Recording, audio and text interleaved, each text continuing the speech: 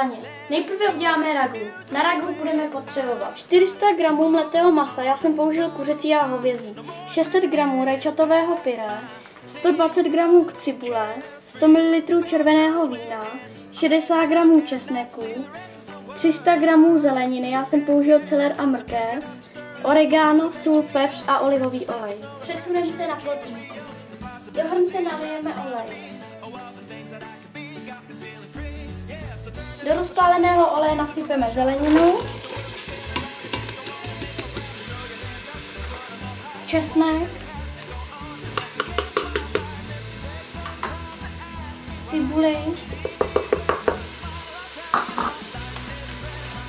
a trošku oregano.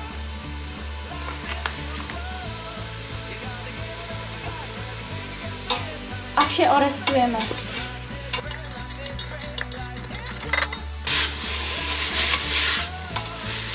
Přidáme mleté maso a necháme ho taky orestovat.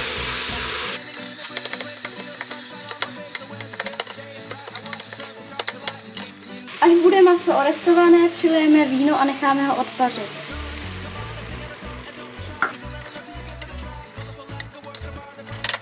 Do směsi nalijeme rajčatové pyré,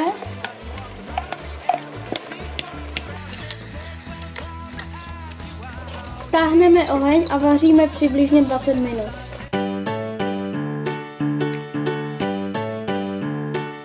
Směs už máme hotovou, můžeme ji stáhnout z plotny. Nyní si uděláme bešamel. Na bešamel budeme potřebovat 50 g cibule, muškátový oříšek, 140 g másla, 400 g mléka, 200 g smetany a 100 g hladké mouky. A jdeme na to. Muškátový oříšek nastrouháme. Takhle muškátového oříšku stačí. V hrnce rozpustíme máslo. K máslu nasypeme cibuli orestujeme. Zasypeme moukou.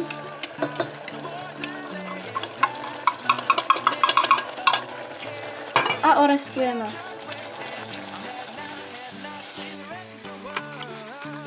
Zalijeme mlékem.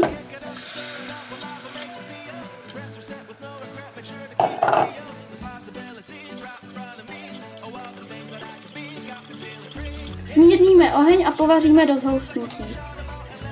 Dochutíme muškátovým oříškem a zjemníme smetanou. Dle chutí můžeme osolit a opepřit. Už máme skoro hotovo. Pojďte si se mnou udělat ještě placky. Na placky jsem dal vařit vodu, kterou osolíme. Jdeme na to. Do vařící vody vložíme placky. A vaříme je do změknutí. Vedle si připravíme studenou vodu. Uvařené těstoviny přemístíme do studené vody.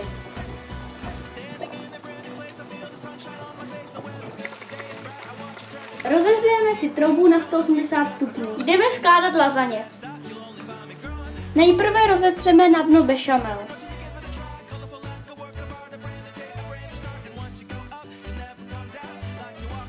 Pak dáme ragu.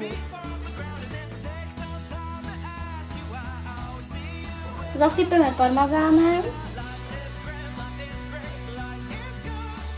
a skládáme těstoviny.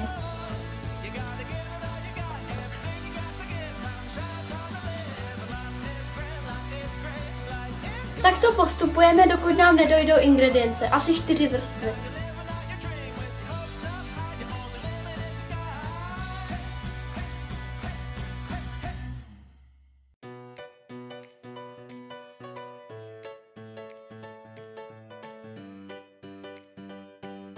Jdeme na poslední vrstvu.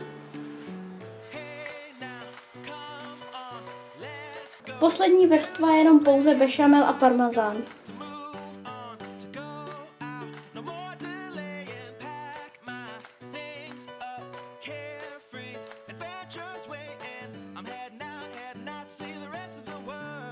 Lasagne šoupneme do trouby na půl hodiny.